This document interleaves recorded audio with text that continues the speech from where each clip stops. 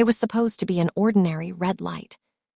Rain fell in thin sheets, turning the road into a mirror of glowing brake lights and neon reflections. Engines idled. Horns were silent. Then impact. A sudden jolt pushed her car forward. Nala Brooks gripped the steering wheel, heart pounding, already angry before she looked in the mirror.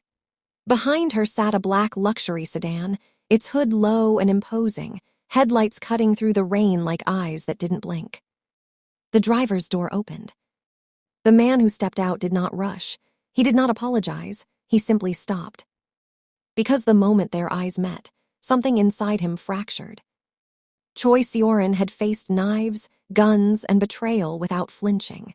But one look at the woman in the car ahead of him made his breath catch, and for the first time in years, he forgot how to move on. Nala Brooks had spent years teaching herself one rule: never depend on anyone.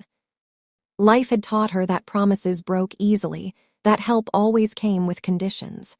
So when the car behind her slammed into her bumper at the red light, irritation came naturally. What didn't come naturally was the silence that followed. No shouting, no excuses. Just a man standing in the rain, staring at her like he'd found something he wasn't supposed to lose. Choi Sioran was a man who controlled chaos for a living.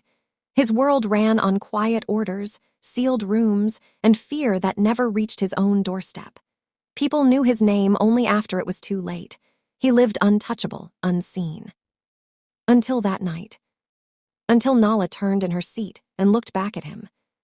She didn't see a king. She saw a man too calm for an accident, too controlled for guilt. Something about him felt dangerous but not reckless, calculated, watching. He offered to pay for the damage, then more than the damage, then favors she didn't ask for and protection she never agreed to. Nala wanted distance. Sioran wanted closeness, quietly, carefully, obsessively.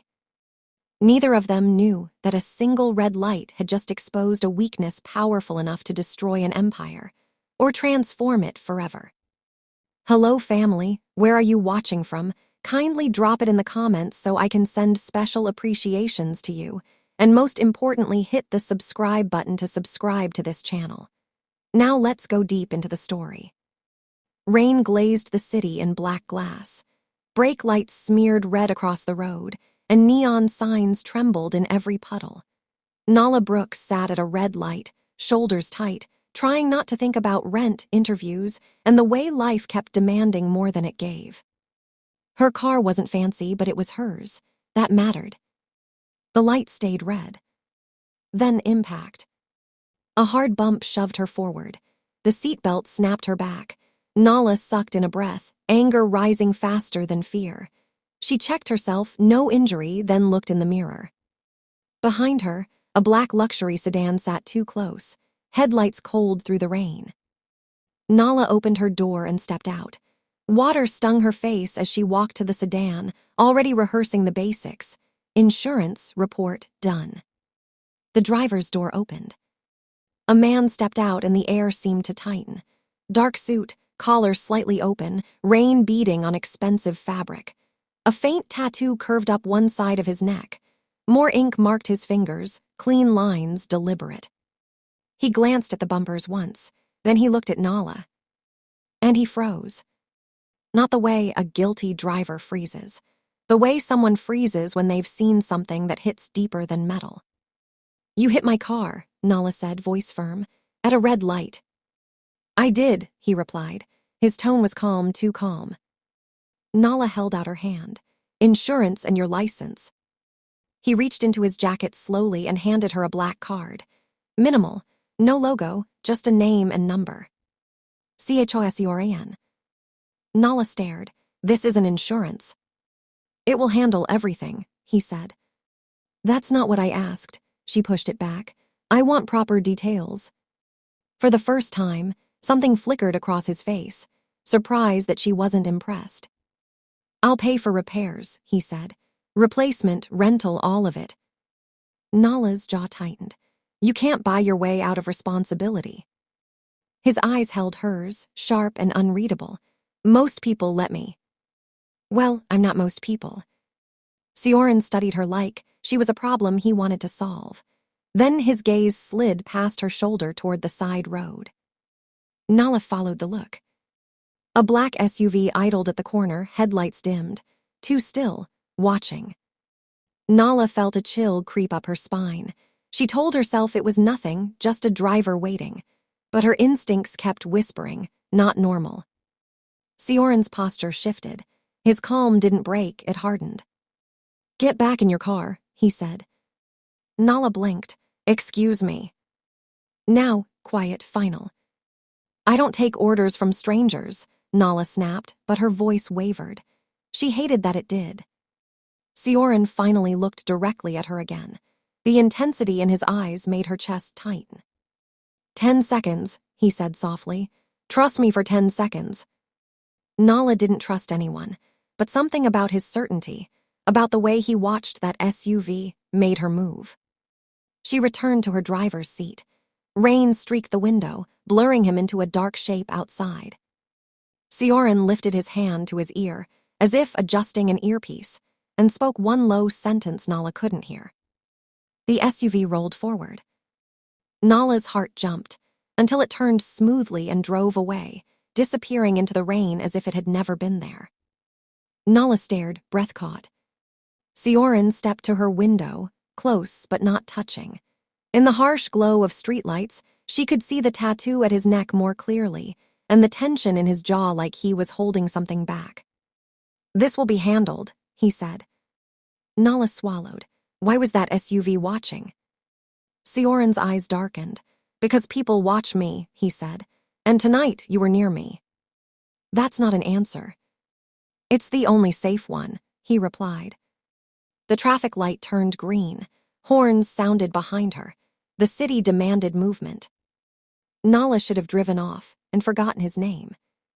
But Sioran kept looking at her like the accident had changed something he couldn't undo. And Nala realized, with a cold twist in her stomach, that this wasn't the end of a problem. It was the beginning of one. Nala told herself the accident was finished business. A bumper, an apology she never got, and a man she'd never see again. At 8:06 a.m., her phone rang. Unknown number. "Ms. Brooks," a calm voice said, "your vehicle will be collected at 10. A rental will arrive at 9:30. Nala sat up. "Who is this?" "Mr. Choi's office." "I didn't agree to that." A polite pause. "Mr. Choi asked us to proceed anyway. He said your time is valuable." Nala's jaw tightened. "Tell him I'm not his responsibility." "Yes, ma'am." Click. At 9:32, a rental car arrived. Clean. A driver handed her keys and a folder. Repair shop booked, bumper replacement approved, no forms for her to sign. Nala hated how efficient it was.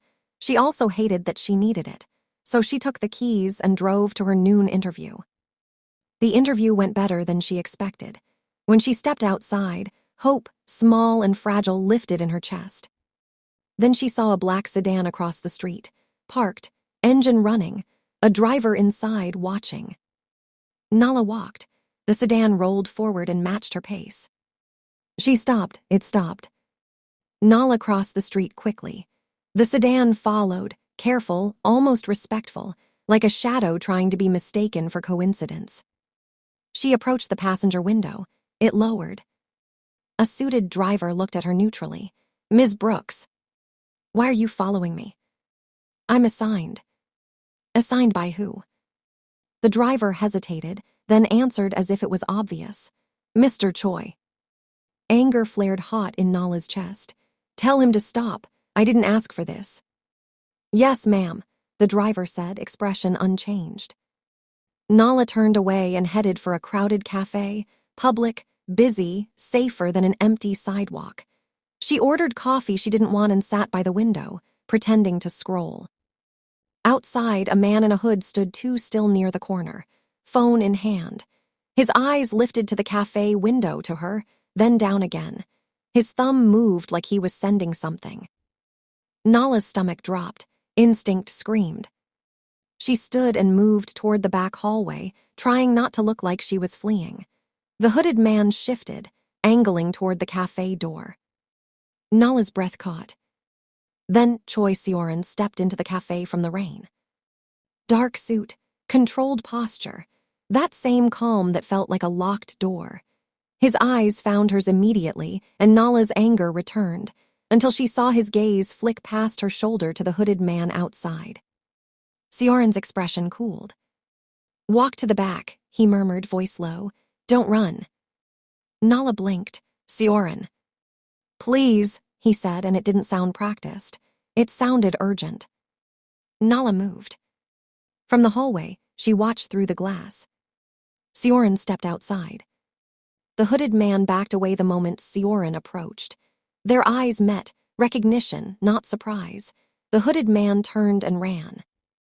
Sioran lifted his hand to his ear and spoke one short sentence. Two men appeared fast, one from the side street, one from the black sedan. They moved with purpose, cutting angles. The hooded man hesitated, slipped on the wet pavement, and scrambled up. Sioran reached him first. He grabbed the hoodie, pulled him close, and spoke into his ear. Nala couldn't hear the words, but she saw the hooded man's face change, panic to fear to something worse. Sioran released him. The hooded man stumbled away into the crowd and disappeared. Sioran turned back toward the cafe, rain sliding off his shoulders like it didn't matter. He came inside and walked to the hallway. Nala stood there, heart pounding. "Who are you?" she demanded. For a moment, Sioran's calm looked like effort, like he was holding himself together by force. "I'm someone you should avoid," he said quietly. Nala's voice shook with anger. "Then why won't you?" Sioran took one slow step closer, stopping before her space. "Because they noticed you." "Who?" "The people who watch me," he said. Nala's chest tightened. "What do they want?" Sioran's eyes darkened, and his answer landed like a threat and a promise at once. "They want to see what I'll do for you." Nala felt the hallway narrow. Because in Sioran's gaze, she saw certainty. He already knew what he'd do. And it wasn't small. Nala couldn't sleep. She searched Choi Sioran's name until her eyes burned and found almost nothing. Dry company filings, dead-end links, a man shaped like fog. Her phone buzzed. "Escalating, are you home?" Nala typed back, "Stop checking on me." "Escalating, I can't, not yet." She tossed the phone aside, annoyed at the shiver his words caused. Then a knock hit her door, soft, controlled, like whoever stood outside had all the time in the world. Nala grabbed her heavy flashlight and moved to the door. "Who is it?" "It's me," Sioran said. She opened the chain a few inches. Sioran stood under the hallway light, hands visible, expression steady. "Why are you here?" Nala demanded. "Because you're not safe," he said. "That's not your call." A pause, then his voice softened. "Please, just listen." Nala kept the door between them. "Talk." "The man at the cafe wasn't random," Sioran said. "He was sent to see if you mattered to me." Nala's throat tightened. "And do I?" Sioran's eyes didn't flinch. "Yes." The word landed too heavy for a hallway. Nala's anger flared to cover the fear. "So this is your world?" Sioran's jaw tightened. "Yes." "Then leave me out of it."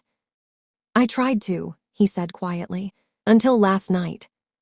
Nala started to speak, then noticed Sioran's gaze snap toward the stairwell. His whole body went still. "Get inside," he whispered. Nala's stomach dropped. "What?" "Now." She stepped back. Sioran shifted with her, placing himself between her and the hallway. The building lights flickered once, twice, and went out. Darkness swallowed the corridor. Nala clicked on her flashlight. The beam sliced through black and landed on a man standing near the stairwell, well-dressed, polite smile, eyes like locked doors. "Mr. Choi," the man said smoothly, "we need to talk."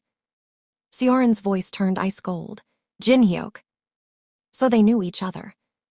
Jin-hyuk lifted his hands as if harmless. "No cameras, no proof, it's cleaner." Nala tightened her grip. "Who are you?" "A messenger," Jin-hyuk said, still smiling. "From the chairman." Sioran's jaw flexed. "Leave." Jin Hyuk ignored him and glanced at Nala. Do you know what he is, Ms. Brooks? Nala's voice shook, but she held her ground. I know enough. Jin Hyuk's smile widened. Then you know why you're valuable. Nala's chest tightened. Valuable to who? To the people who control him, Jin Hyuk said lightly. They think you're a weakness. They want proof. Seorin stepped forward, blocking the beam. You won't touch her. Jin Hyuk sighed as if bored. Bring her, he said, publicly 1 week. Nala's blood ran cold. Or, Jin Hyuk added, the chairman will come take her properly. From below, a heavy thud echoed, like the building entrance being tested. Another thud. Closer. Seorin's breath was steady, but Nala felt the tension in him like a wire pulled tight. He angled his body so Jin Hyuk had to look past him to see her, and he lowered his voice without turning his head. When I say move, he murmured, you go inside and lock the chain, don't argue. Nala swallowed. You're talking like they'll break in. They will, Seorin said, if we give them time. Jin Hyuk chuckled.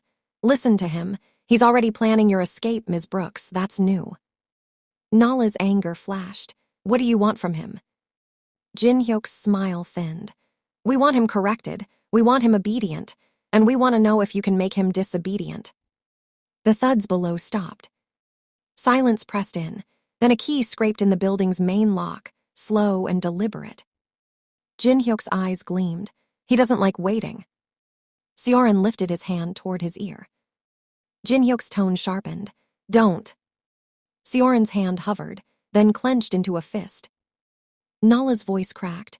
Seorin, what is happening? Seorin didn't look back. They found you, he said softly.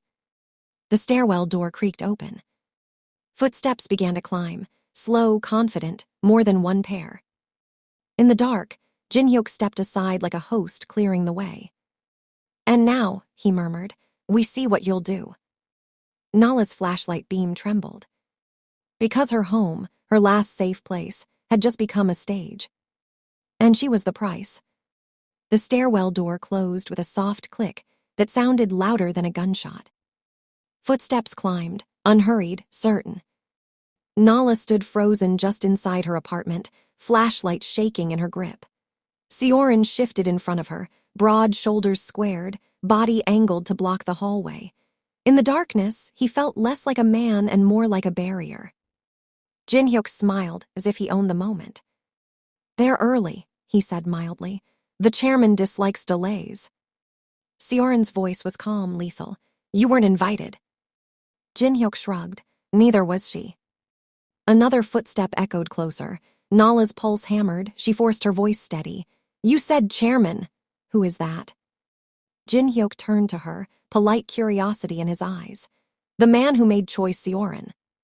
Seorin didn't react, but Nala felt the shift in him, something old and controlled tightening. The chairman, Jin Hyuk continued, built a system that rewards discipline and punishes distraction.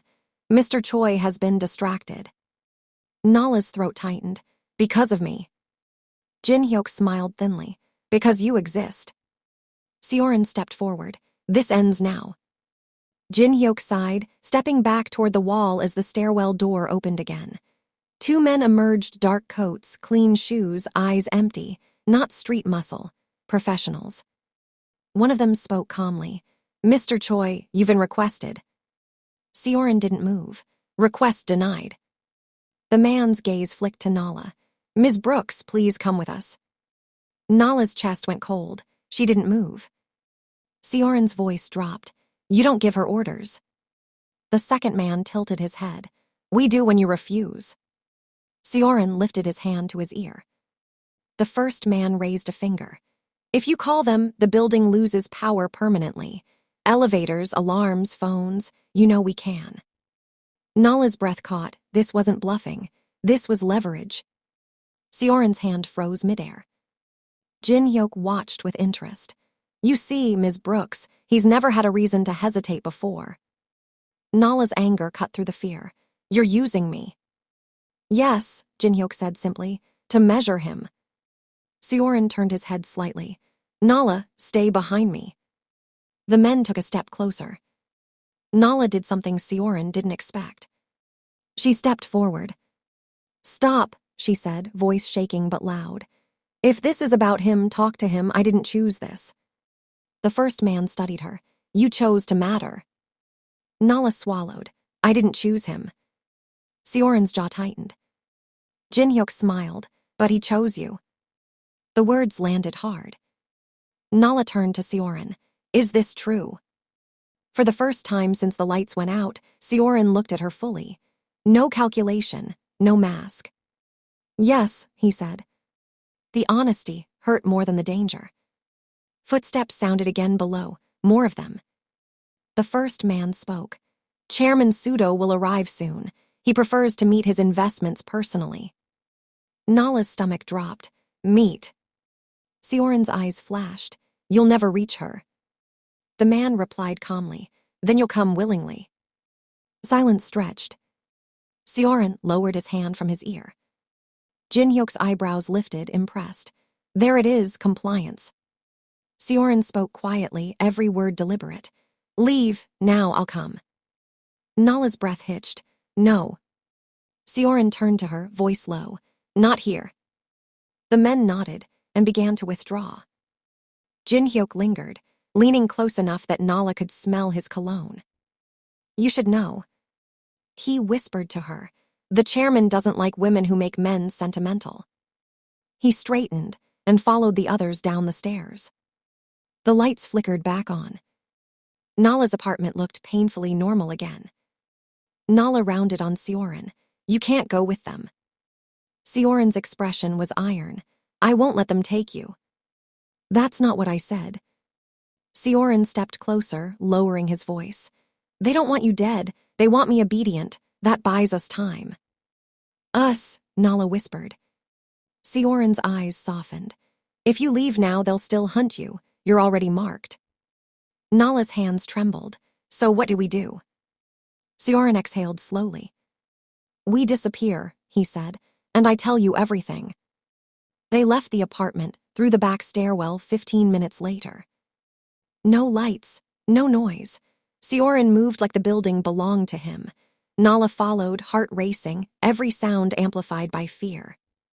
Outside, a nondescript sedan waited. The driver didn't speak. Sioran opened the door for Nala and slid in beside her. The car pulled away smoothly. Nala stared out the window, city lights streaking past. "You said you..." "Tell me everything." Sioran nodded. "I will." Silence stretched. Nala broke it. "Start with why they own you." Sioran's jaw tightened. "They don't." That's not what it looked like. Sioran leaned back, eyes forward. "Chairman Sudo runs what people think is an organization. In reality, it's a training ground. He identifies young men with nothing to lose and teaches them structure." Nala's stomach twisted. "You were one of them." "Yes." The word was flat. "He gave me money, education, protection," Sioran continued. "In return, I made things quiet, efficient." "You hurt people." "I controlled worse people," he said. "I believed order was mercy." Nala closed her eyes. "And now?" "And now he thinks I've grown weak." Nala's voice cracked. "Because of me." "Because I don't want that world anymore," Sioran said. "You just forced the truth to surface." The car slowed and turned into a gated compound. Clean, quiet, guarded but unflashy. Inside, Tari waited. "Safe house is hot in 6 hours," Tari said briskly. "Sudo's people are moving." Nala stiffened. "Already." Tari glanced at Sioran. "He's angry." They entered a room filled with screens and documents. Sioran opened a case and spread files across the table. "What is this?" Nala asked. "Proof," Sioran said. "Accounts, routes, names, everything." Nala stared. "Why do you have this?" Sioran met her gaze. "Because I never trusted him." Nala's fear shifted, slowly becoming something else. Understanding. "You planned an exit," she said. "Yes." "And now?" Sioran's voice was steady. "Now I use it." Nala's chest tightened. "That will destroy everything." Sioran nodded. Including me. Nala swallowed hard. And after? Sioran hesitated. After I live clean, or I don't live at all. Nala looked at the screens, the maps, the weight of it all. This isn't my war, she whispered. Sioran stepped closer. No, but it became yours when they said your name. Silence settled. Nala lifted her chin. I won't be hidden. Sioran's eyes softened. I wouldn't ask. Tari checked her phone. We're running out of time. Sioran nodded. Prepare the release. Nala's heart pounded. Release. Sioran looked at her. I'm ending this publicly. Nala's breath caught. That's suicide. Sioran's voice was calm. It's freedom. Nala studied him, really studied him, and saw a man ready to burn his past. Then I stay, she said. Sioran's eyes searched her face. You don't have to. I know, Nala said. That's why it matters. The first account froze at dawn. Tari watched the screen. That's 10% gone. Sioran didn't react. Expected. Nala paced the room. They're bleeding you dry. They're testing resolve, Sioran replied. Another alert sounded, then another. Tari exhaled sharply. They've called a public meeting. Sioran's gaze sharpened. Where? A restaurant downtown. Glass walls, witnesses. Nala's stomach dropped. That's a trap. Yes, Sioran said calmly. Tari frowned. You don't have to go. Sioran met her eyes. I do. Nala stepped forward. If you go, they'll kill you. Not there, Sioran replied. Too visible. And later, Nala asked. Sioran didn't answer immediately. Then he said, later is a risk I accept. Nala's chest tightened. You're choosing this. Sioran nodded. For the first time. Tari slid a phone across the table. Live stream ready. Financial crimes unit is standing by. Nala stared. You're turning yourself in. Sioran shook his head. I'm turning him in. Nala's heart pounded. And if it fails? Sioran looked at her. Then at least I tried. The weight of the moment pressed down on them all. Sioran turned to Nala. You can still leave. Nala shook her head. I'm not your escape, I'm your witness. A flicker of something, respect, relief crossed his face. Outside, the city woke, unaware of what was about to collapse. Tari checked the time. It's now or never. Sioran straightened his jacket. Then it's now. The restaurant sat on a corner like it wanted to be seen, glass walls, warm lights, valet lines stretching into the street. Visibility was the point. Control through witnesses. Nala watched from the parked car as Sioran adjusted his jacket and stepped out into the evening air. He looked composed, but she recognized the set of his shoulders. Decision had already been made. Once you go in, she said softly, everything changes. Sioran turned back to her.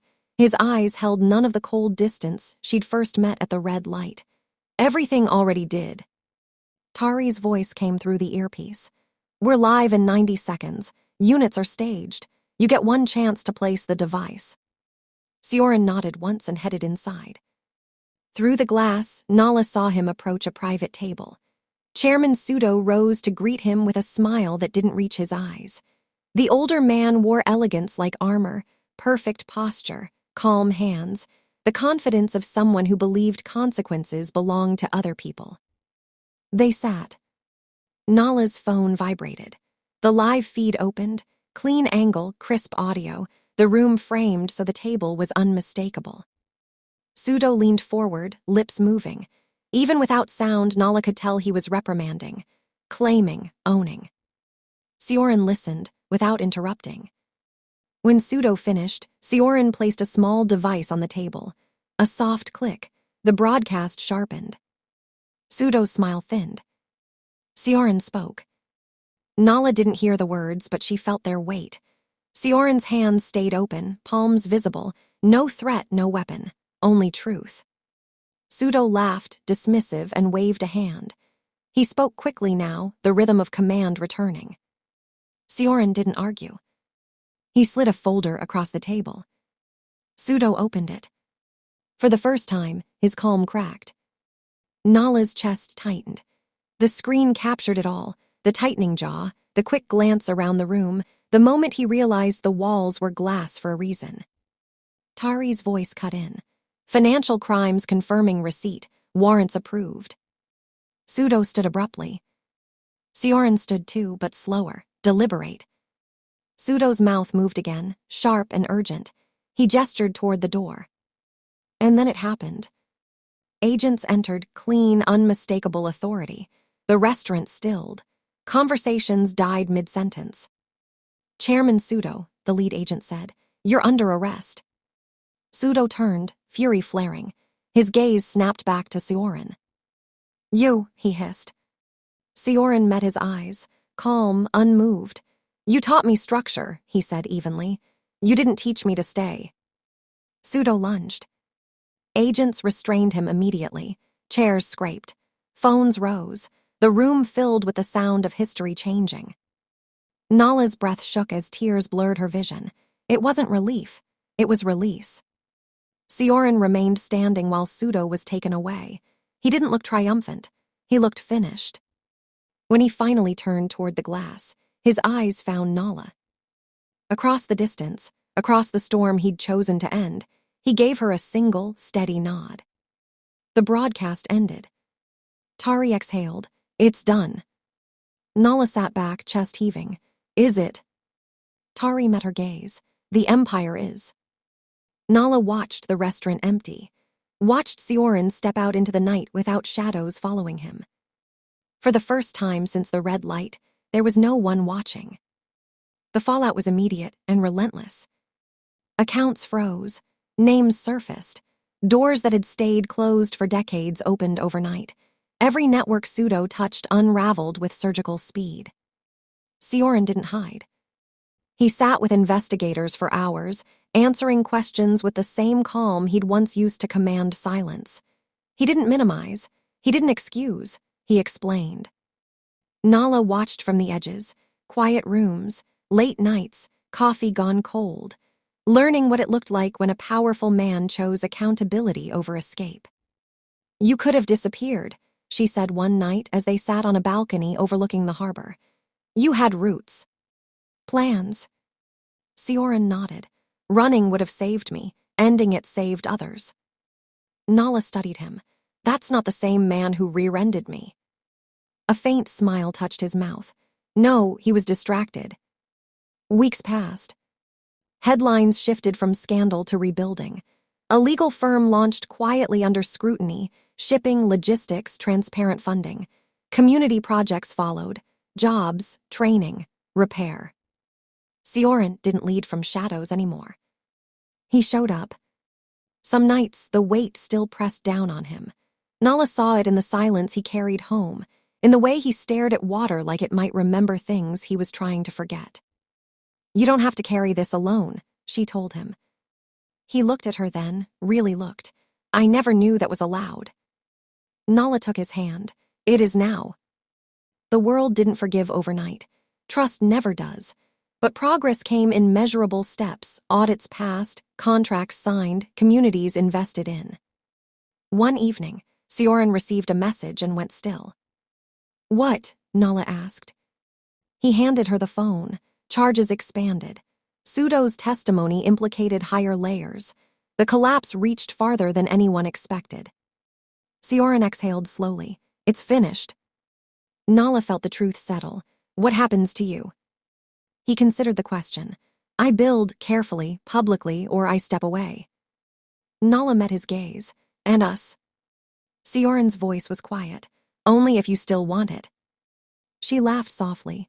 "I stayed when I could have run." He nodded. "Then I'll keep choosing you, with consent, not control." They stood together at the rail as the harbor lights flickered on. No alarms, no watchers. Just a future that required work. The ring was simple.